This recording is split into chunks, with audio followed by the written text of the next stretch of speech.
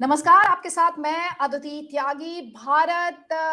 लगातार भारत का कद बढ़ता हुआ ग्लोबल स्टेज पर और साथ ही जम्मू कश्मीर, नया कश्मीर, बदला हुआ कश्मीर, लगातार आप देख ही रहे हैं कि रिकॉर्ड नंबर ऑफ टूरिस्ट हैं जो पहुंच रहे हैं कश्मीर में। पाकिस्तान भले ही कितना प्रोपेगेंडा चलाए, कितना दुष्प्रचार करे, कश्मीरी को भड़काने के लिए तरह तरह के बयानबाजी दे, भारत को सबक सिखाने की फिजूल चेतावनी दे, लेकिन भारत सुदृढ़ तरीके से मजबूती के साथ आगे बढ़ रहा है और ये दिखा रहा है कि जम्मू कश्मीर के विकास से पाकिस्तान को सीखने की जरूरत है, एक ऐसे देश को जहां रोटी तक के लिए दंगे होते हैं। हमारे साथ बहुत ही रिनाउंड फेस, यूट्यूब पर देखे जाने वाले और सराहे जाने वाले जयपुर डायलॉग्स के संजय दीक्षित जी हैं। बहुत बहुत स्वागत है सर आपका इस ब्रॉडकास्ट को ज्वाइन करने के लिए। धन्यवाद आपको मुझे आमंत्रित करने के लिए। जी नमस्कार सर। और पहला सवाल, कश्मीर, हमारी आपके बीच में जो संवाद हुआ उसमें हमने पाकिस्तान की बात की, हमने एक इस्लामिक आइडेंटिटी की भी बात की थी उसमें, लेकिन ये जो कश्मीर को लेकर पाकिस्तान का दुष्प्रचार है या उसके पेट में जो दर्द है वो थमता नहीं है, जबकि वो भारत से जंग में भी हार चुका है, वो भारत से डिप्लोमेटिक फ्रंट पर भी हार चुका है, वो भारत से हर फ्रंट पर हारता है लेकिन फिर भी बाज नहीं आता है। बिलावल भुट्टो जरदारी पीओके जाने वाले हैं। आप G20 की मीटिंग कश्मीर में हो रही है, उससे पहले चाइना जैसे देश हैं जो लगातार इस मामले को जिंदा रखना चाहते हैं, कश्मीर को जिंदा रखना चाहते हैं। आप कैसे देखते हैं इन सारे इंटरनेशनल डेवलपमेंट्स को भी? देखिए, पाकिस्तान ने शुरू से ही कश्मीर को जो है उसका जो एक आइडियोलॉजिकल फ्रंटियर है उसका उसने उसको बना रखा है कि वो उसका एक टेस्ट केस है कि उसकी जो पाकिस्तान की आर्मी है वो वहाँ के ना केवल टेरिटरी की गार्जियन है बल्कि उसकी आइडियोलॉजी की भी गार्जियन है। अब वो आइडियोलॉजी क्या है वो बाद में स्पेल आउट इन्होंने कर दी है। आइडियोलॉजी जो उसकी है वो, मैं कोई हवा में बात नहीं कर रहा, उसकी जो आर्मी है उसका जो मोटो है वो है ईमान, तक़वा, जिहाद फी सबीलिल्लाह। तो जिहाद उसके मोटो में है और वो जिहाद किस लिए है, क्योंकि जो इमरान खान कहते हैं कि साहब कि हम रियासत मदीना हैं, तो वो रियासत मदीना किस परिप्रेक्ष्य में बात करते हैं, वो अगर आप पीछे जाएंगे तो देखेंगे कि साहब कि जब ये पाकिस्तान बना था तो उस समय ये चर्चा होती थी कि साहब कि हम जो है मदीना स्ट्रैटेजी पे काम कर रहे हैं और हमारे जो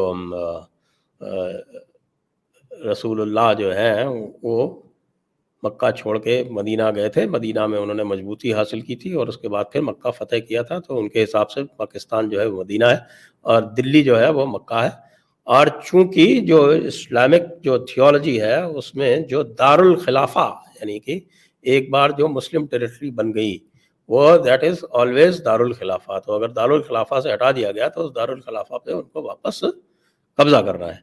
तो वो जो मदीना स्ट्रैटेजी है और वो मदीना स्ट्रैटेजी का जो लिंचपिन है वो कश्मीर है, क्योंकि वो मदीना स्ट्रैटेजी को ऑपरेशनलाइज कश्मीर के थ्रू करना है कि सबसे पहले Kashmir they think that it is the बिल्कुल जिसको लो हैंगिंग फ्रूट है और इसको हम कब्जा कर लेंगे और कश्मीर के थ्रू फिर हम बाद में जम्मू पे जाएंगे, फिर हम पंजाब पे जाएंगे और फिर हम दिल्ली पहुंच जाएंगे।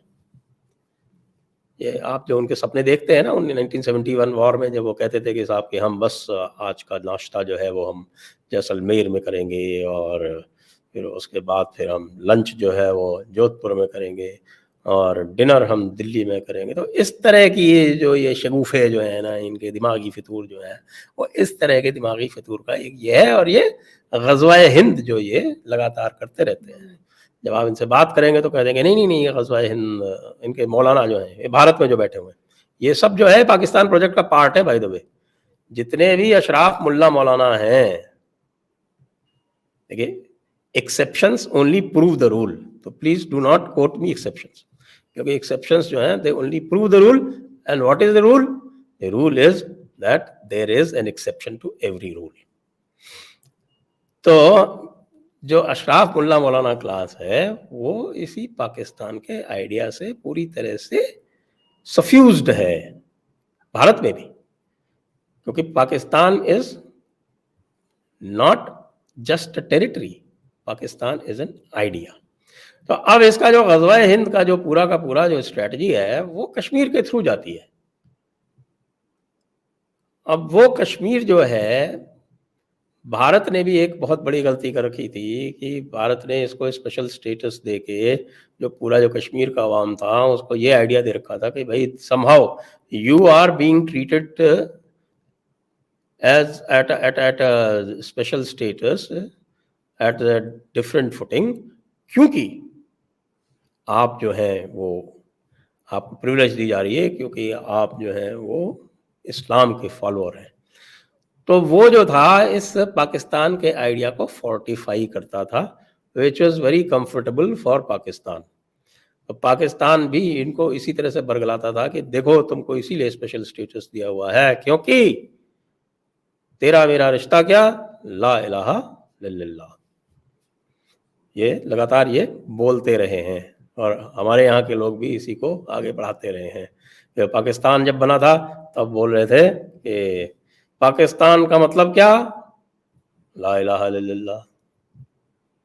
और फिर जब यहाँ आ गए तो आपके कश्मीर में कभी तो तेरा मेरा रिश्ता क्या, ला इलाहा इल्लल्लाह।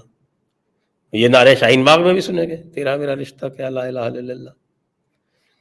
तो ये जो पाकिस्तान का आइडिया है, ये 370 के हटने से इसको बहुत कस के एक जॉल्ट लगा, बहुत ही झटका लगा।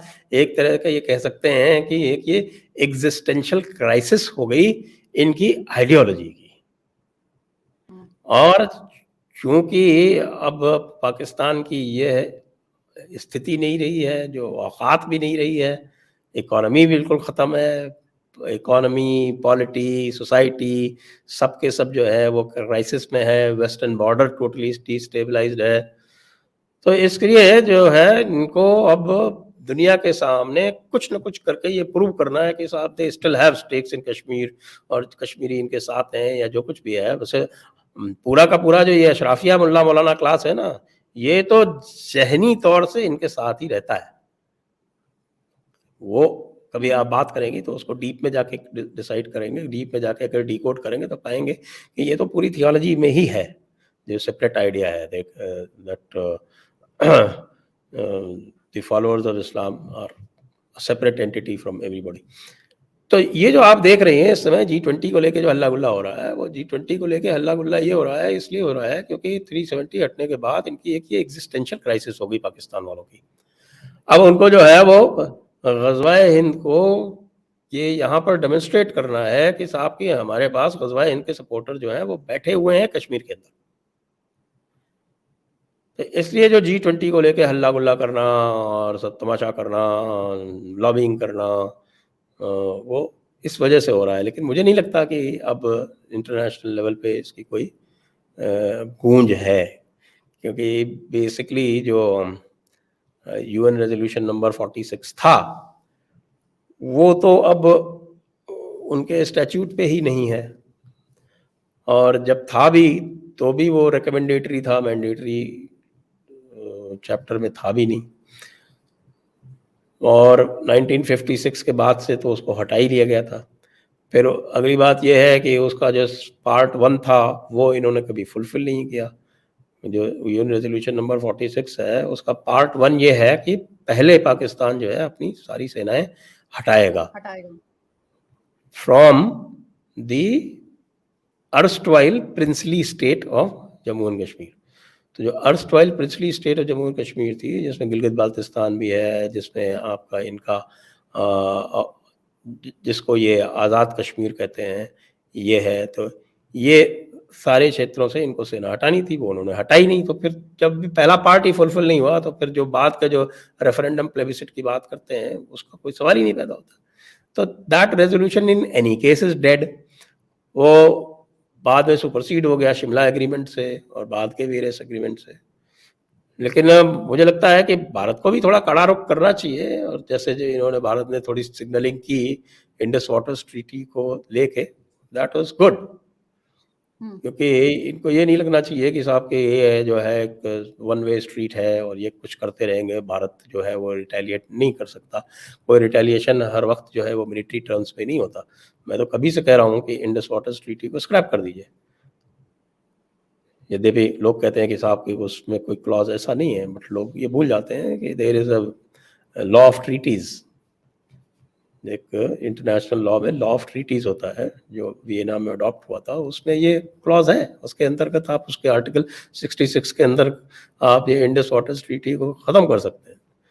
आप भी धमकी देते रहिए ना, कोई ज़रूरी नहीं है काटना, फुफकारना बहुत होता है कई बार। जी, जैसे कहते हैं ना, वेपन ऑफ डेटरेंस, ऐसे ही वर्ड्स ऑफ डेटरेंस काफ़ी होते हैं कई बार। अच्छा, मैं आपसे ये भी जानना चाह रही थी कि क्योंकि आपने ज़िक्र किया कैसे कश्मीर को लेकर पाकिस्तान जो है वो लगातार कोशिशें करता रहा। उसने the so called Azad Kashmir, जिसे आज़ाद कहता है पाकिस्तान, लेकिन कितनी गुलामी है सभी जानते हैं, बहुत ही वेल डॉक्यूमेंटेड है। चाहे वो मानवाधिकारों का हनन हो, चाहे रोटी से आज़ादी, बिजली से आज़ादी, जो मूलभूत सुविधाएँ हैं, उनसे आज़ादी का सवाल हो। तो ख़ैर उस सेंस में आप कह सकते हैं कि कश्मीरियों को इन सारी सुविधाओं से मुक्त कर दिया है, आज़ाद कर दिया है पाकिस्तान ने। लेकिन वहाँ की डेमोग्राफ़ी चेंज करने की भी खबरें लगातार आती रही हैं संजय सर। वो तो देखिए डेमोग्राफी तो काफ़ी कुछ चेंज हो गई है। जो आपके जो पूरा जो मीरपुर कोटली एरिया है और जो इनका जो मंगला एरिया है, मंगला डैम वाला एरिया है, यहाँ पर तो सब पंजाबी आके बस गए। जो पीओजेके जिसको हम कहते हैं, उसमें जो जम्मू वाला पार्ट है, उसको तो इन्होंने बहुत सारा चेंज कर दिया है। और अब वैसे भी देखिए अगर हिस्ट्री में जाएँ, मैंने अपनी किताब में इसको डॉक्यूमेंट किया हुआ है कि यहाँ का जो यहाँ की जो पॉपुलेशन है, that is not strictly Kashmiri. इनको मीरपुरी कहा जाता था। और ये मीरपुरी आजकल जो है वो लंदन में बहुत एक्टिव है। इनको मीरपुरी कहा जाता था। और ये जो मीरपुरी मुसलमान हैं, ये फ़ारूक अब्दुल्ला जो थे, वो अपना हेजेमनी बनाने के लिए वो नहीं चाहते थे कि ये भारत में आएँ। और इसीलिए फ़ारूक अब्दुल्ला ने, चूँकि फ़ारूक अब्दुल्ला को इनफॉर्मली के आर्मी को कह रखा था कि भाई फ़ारूक अब्दुल्ला से पूछते रहना, तो फ़ारूक अब्दुल्ला ने इनको जाने नहीं दिया। तो उस टाइम पे कितना बड़ा कत्लेआम हुआ था 25 नवंबर को मीरपुर कोटली में। और ये that blood is 100% on Farooq on Sheikh Abdullah. Sheikh Abdullah ने जो Muzaffarabad, we were set to capture Muzaffarabad, we were set to capture Mirpur. Mirpur से लोगों ने कहा कि यहाँ पे ये कत्लेआम करेंगे, आप यहाँ आइए। They could have reached Mirpur in a day. उड़ी तक तो पहुँच ही गए थे ना, उड़ी से मीरपुर ही तो जाना था उनको। तो वो जो है शेख अब्दुल्ला की वजह से ये पूरा का पूरा पार्ट उस वक्त नहीं आ पाया भारत में। और ये तो सही है कि वहाँ पर डेमोग्राफिक चेंज इन्होंने किए हैं। और गिलगित बाल्तिस्तान में भी जो चिलास का जो एरिया है कि वहाँ पर भी एक तो बाल्तिस्तान का एरिया है जो स्कार्दू, जहाँ पर जिसका मेन टाउन है स्कार्दू, ये दैट यूज्ड टू बी, किसी वक्त पे लद्दाख की विंटर कैपिटल हुआ करती थी स्कार्दू। समर कैपिटल वाज ले and winter capital was Skardu, जैसे कि आपके जम्मू और श्रीनगर होती। तो जो स्कार्दू का एरिया है उसमें कोई चेंज नहीं है। यानी कि जो बाल्तिस्तान जो एरिया है, जो बाल्तिस्तान का एरिया है, उसमें कोई डेमोग्राफिक चेंज नहीं है। लेकिन जो गिलगित का जो एरिया है, वो गिलगित के एरिया में देखिए वहाँ पे क्या है कि वहाँ शिया मेजॉरिटी है। गिलगित बाल्तिस्तान में शिया मेजॉरिटी है। तो जो एरिया लगता हुआ है इनका खैबर पख्तूनख्वा से, यानी जिसको चिलास का एरिया बोलते हैं, ये जो अलग अलग डिस्ट्रिक्ट्स हैं, तो चिलास जो है वो लगती हुई डिस्ट्रिक्ट है। तो वो जो चिलास का एरिया है वो पहले भी वहाँ सुन्नी थे। और अब वो बहुत सारे जो है इनके जो सुन्नीज हैं उनको ये चिलास में और फिर चिलास से आगे गिलगित में भी उनको बसाने की कोशिश कर रहे हैं। और तो ये डेमोग्राफिक चेंज गिलगित बल्तिस्तान में भी इन्होंने ट्राई किया, लेकिन गिलगित क्योंकि पहले से शिया मेजॉरिटी है इसलिए वहाँ उनको डिफिकल्टी आती है, लेकिन चिलास को तो इन्होंने बहुत सारा वो किया है। जी सर, मेरा आखिरी सवाल आपसे ये है कि भारत लगातार ये कहता आया है कि आप पीओके कब खाली करेंगे, आप ये बताइए। गिलगिट बाल्टिस्तान की बात भारत करता है। मैं आपसे ये जानना और समझना चाहूँ कि रियलिस्टिकली हम कहते हैं हमारा स्टैंड है, हम लगातार इसे लेकर काफ़ी मुखर भी हो रहे हैं। क्या ये आपको रियलिस्टिकली मुमकिन लगता है और रास्ता क्या है ऐसा करने के लिए? देखिए, मिलिट्री ऑपरेशन में एक बेसिक चीज़ होती है कि किसी भी ऑफेंसिव फोर्स को एक माउंटेनियस एरिया में यदि सक्सेसफुली ऑपरेशन करना है तो उसको 9:1 सुपीरियरिटी चाहिए होती है। 9:1, जो कि प्लेन्स में 2:1, 3:1 में काम चल जाता है, उसको चाहिए होती है 9:1। वो भारत के पास नहीं है। Let us be realistic. जैसे चाइना है, तो चाइना के सामने हम सक्सेसफुली खड़े हुए हैं, वो इसलिए कि उनके पास भी 9:1 सुपीरियरिटी हमारे अगेंस्ट नहीं है। जब थी 1962 में, तब तो उन्होंने कब्जा कर ही लिया था ना हमारे पास। We were totally अनप्रिपेयर्ड।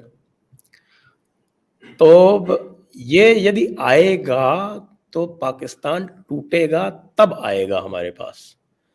और Pakistan, if not in the short term, medium term to long term 100% टूटेगा। तो इसलिए we should be patient. Medium term और लॉन्ग टर्म जब आप कहते हैं सर, तो रफली क्या कोई टाइम फ्रेम है आपके जहन में, या आपको लगता है कि हाउ फ्यूचर वुड अनफोल्ड जो मीडियम इनके टर्म को हम context बोलते में? हैं, medium term means 10 to 20 years. That is medium term. Long term is beyond 20-25 years. तो शॉर्ट टर्म में अगर आप एक्सपेक्ट कर रहे हैं कि साहब कि अगले 5 साल में आ जाएगा, तो no, that is not going to happen. Thank you so much Sanjay sir, इतने डिटेल में जाकर मुद्दे को एक्सप्लेन करने के लिए, इनसाइट्स देने के लिए। I really appreciate. आपका बहुत बहुत आभार और धन्यवाद सर। धन्यवाद। जय हिंद, वंदे मातरम। जय हिंद सर।